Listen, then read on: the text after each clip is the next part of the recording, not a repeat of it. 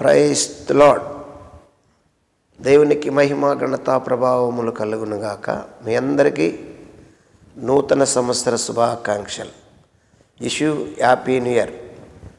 దేవుడు నూతనమైనటువంటి కృప, క్షేమము, అభిషేకము, ఆర్థిక అభివృద్ధి, నూతన జ్ఞానము పరిపూర్ణంగా మీకు, మీ కుటుంబాలకు సమృద్ధిగా దయచేయాలని నేను ప్రార్థిస్తున్నాను. నా హృదయాభిలాష. ఓకే, రండి ప్రియ దైవజన్మ, ఈ దినం కొరకు ఒక్క మాటనే మనము చదువుకొని ప్రార్థన చేసుకుందాం. మీరందరూ బిజీగా ఉంటారు. చూడండి, హబక్కూకు రాసినటువంటి గ్రంథము 3వ అధ్యాయము మొదటి 2 వచనాల్లో ఇలాగూ ప్రార్థిస్తున్నాడు ప్రవక్త అయినటువంటి హబక్కూకు. ఏమంటున్నారు అంటే, ప్రవక్త హబక్కూకు చేసిన ప్రార్థన వాదముతో పాడదగినది. యెహోవా, నిన్ను గూర్చిన వార్త విని నేను భయపడుచున్నాను. యెహోవా, సంవత్సరములు జరుగుచుండగా నీ కార్యములు నూతనపరచుము. సంవత్సరములు జరుగుచుండగా దానిని తెలియచేయము. కోపించుచునే వాత్సల్యమునకు జ్ఞాపకము తెచ్చుకొనుము. ప్రార్థన. పరిశుద్ధుడు, ప్రేమ గల తండ్రి, నాతోనూ మాతో మాట్లాడి మహిమ పొందమని, నీ స్వరం వినిపించమని, జ్ఞానాత్మ దయచేయమని యేసునామమున అడుగుచున్నాను తండ్రి. ఆమేన్. హల్లెలూయా. దేవునికి స్తోత్రం.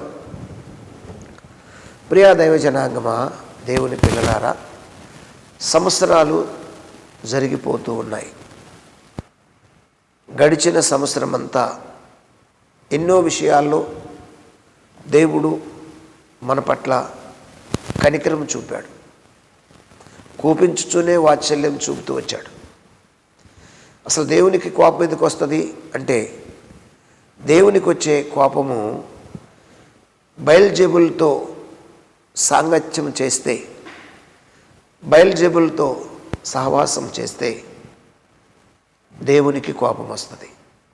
ఆనాడు ఇశ్రాయేలు చేసినటువంటి తప్పిదమేమిటి అంటే, ఈ సృష్టికర్తను, విశ్వ సృష్టికర్తను, నిజదేవుణ్ణి తెలుసుకొని ఈయనను పక్కన పెట్టి వాళ్ళు చేసిన పని ఏమిటయ్యా అంటే, బయల్జెబుల్తో సాంగత్యము, స్నేహము, సహవాసము చేసి దేవునికి కోపం పుట్టించారు. అది సంఖ్యాకాండంలో 25వ అధ్యాయము 3వ వచనంలో మనకు కనిపిస్తుంటుంది. దేవుని కోపము ఇశ్రాయేలు మీద రగులుకొనెను అని. తర్వాత మోషే భక్తుడు కూడా కీర్తన రాస్తూ 90వ కీర్తన 7వ చరణం నుండి 11వ చరణం వరకు ఆయన ప్రార్థన చేస్తాడు. అయ్యా, నీ కోపం మా మీద ఉంది, నీ ఉగ్రత మా మీద ఉంది, నీ ముఖకాంతిలో మా రహస్య పాపాలు కనిపిస్తున్నాయి అని మోషే కూడా ప్రార్థన చేస్తాడు. అలాగే యోహాను సువార్త 3వ అధ్యాయము 36వ వచనంలో యేసు ప్రభు చెప్పిన మాట, కుమారుని యందు విశ్వాసం ఉంచువాడు, కుమారుని యందు విశ్వాసం ఉంచువాడు. చూడండి, ఒకసారి చదువుదామా ఆ మాట. యోహాను సువార్త 3వ అధ్యాయము 36వ వచనంలో ఏమని రాయబడిందంటే,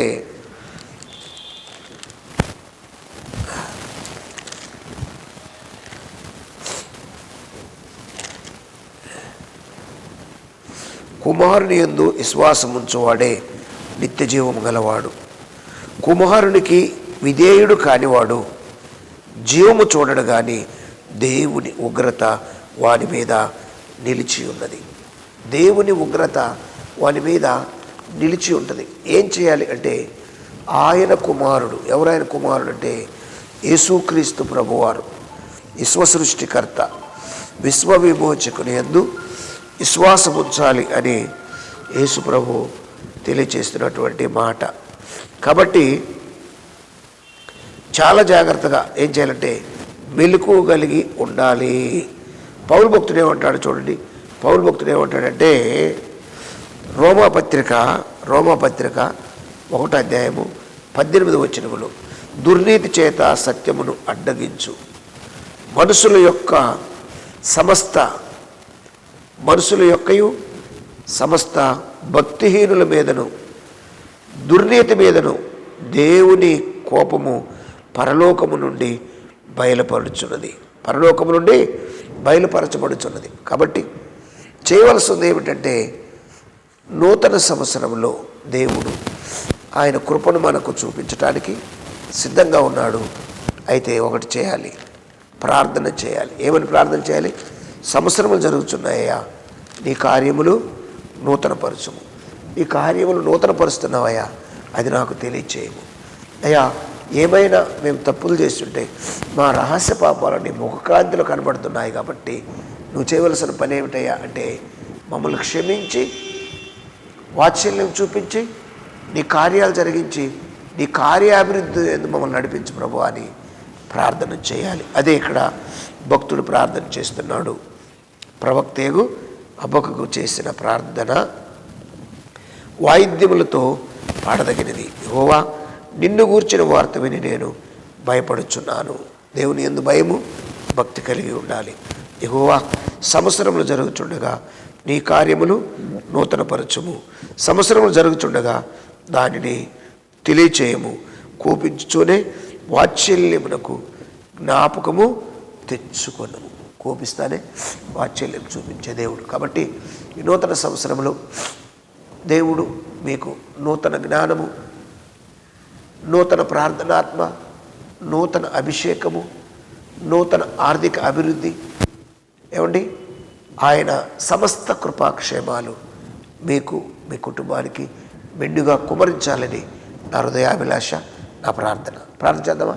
పరిశుద్ధుడు, ప్రేమ కలిగిన తండ్రి, ఇంతబడిన వాక్యం ఫలింపచేసి నీ పిల్లలందరూ నీ మాట విని నీ అడుగుజాడల్లో ఈ 2025 సంవత్సరం అంతా నడవటానికి కృప చూపించమని ప్రార్థిస్తూ మహిమ పొందమని యేసునామములో అడుగుచున్నాను తండ్రి. ఆమేన్. God bless you. దేవుడు మిమ్మల్ని దీవించి ఆశీర్వదించును గాక. ఆమేన్. Happy new year.